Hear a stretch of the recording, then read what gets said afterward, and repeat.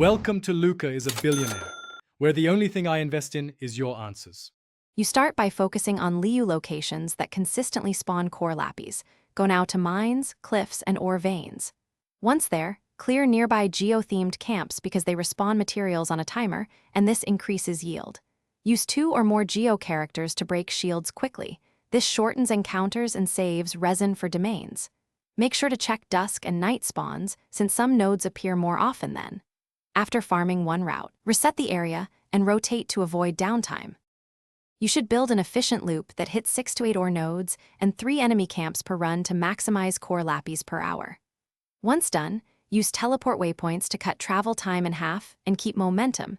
This matters more than damage. Make sure your party includes a claymore wielder or tool that breaks mineral nodes quickly, because mining speed equals more drops. If an area feels dry, swap to a nearby alternate route. Variety prevents long idle waits and keeps drop rates steady. You finish sessions by claiming domain rewards and checking boss drops, since some weekly or domain rewards can supplement Cor Lapis. Make sure your inventory has space. Sell or convert duplicates before another run to avoid wasted drops. If nodes do not respawn or enemies bug out and log back in. That usually forces a proper world reset. Finally, rotate farming times and routes weekly to exploit different spawn windows, and keep acquisition consistent without burnout.